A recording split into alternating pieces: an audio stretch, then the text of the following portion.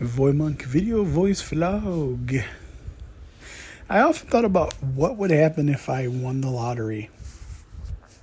Yesterday I was talking about success and what that would mean. But I think one of the things that's kind of easy to long for is that what if you won a big pot of money, right? That finances would no longer be an issue as far as something to worry about. The problem is that even if I think I won the lottery like many others, I think the stories persist about people who eventually gain a lot of money, eventually lose a lot of money, because I think ultimately the impulses that lead people to where they are still remain. Meaning that if you spend money on a car that is reasonable for your budget, you can still kind of live without or live outside of those means. But if you suddenly got a lot of money all at once, I think it's also kind of easier that instead of buying a $30,000 car, maybe you're buying a $500,000 car. Instead of buying a house that's easier for you to manage or just outside of your means in terms of the mortgage and repairs and maintenance, that you buy $1 million house and then you compound those same issues in the same way. See, that's why when it comes to looking at appearances and the way things are, I'm always a little bit skeptical. Because while some things may appear to be one way on the outside, I'm not necessarily always sure. I mean, sometimes people who seem to have more material wealth than others, upon closer inspection, there may be things that are missing in terms of, I think, like a lot of the stuff that like in the 80s and 90s was pretty prevalent in terms of like infomercials about how to flip houses and how to make money in various ways and a lot of self-help stuff or whatever.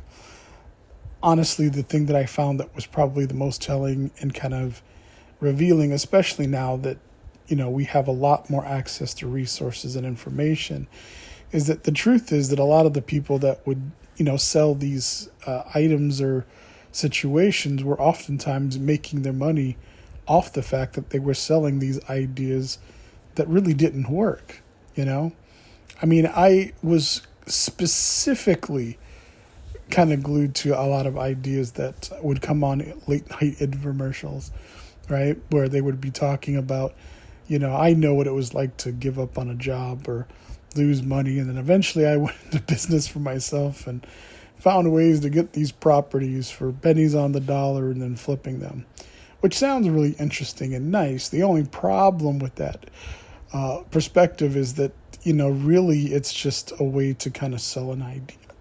And of course, the want to believe that someone who's made a success out of their lives and has a great abundance of wealth and things that they don't really need anymore or, whatever, that they would, of course, be willing to help me if I would just make a little bit of an investment. And then, of course, it would pay out dividends in that way. Problem is that for me, it came with a divorce and realization of reality that ultimately that's not really the way things work. It's a nice idea that someone who's had an abundance of success and wealth would go out of their way to help you, because why not? If I'm successful, you should be successful. If you only want to come to my seminar or something like that. And it's really kind of funny because if you look on YouTube, you can actually find a lot of those old infomercials, very, very comical and humorous and stuff. And there's, of course, a lot of like sketch shows and stuff like that made fun of it as the years passed. But I always found those types of things interesting, whether it was flipping properties or placing tiny little classified ads. I mean, I think the idea of having a shortcut or having some kind of abundance of wealth is great. The only thing is as I was talking about yesterday with success, kind of, I think, really depends for me on how I got there and how and why. It isn't to say that, like I said, some people can't find their own ways. It's just, I don't know. I think for me, success, as far as obviously money and monetarily, I'd love to win the lottery, put it all away, and have enough to live off the rest of my life. The truth of the matter is that outside of safety and security, there isn't any real reason to do that. And while I believe that absolutely can be and probably is a great deal of success, it's just that what I find when I see that around people who are supposed to have that, that's not usually the way that it turns out. And obviously, as far as solving all problems, I don't think it's ever meant to do that. But I don't know.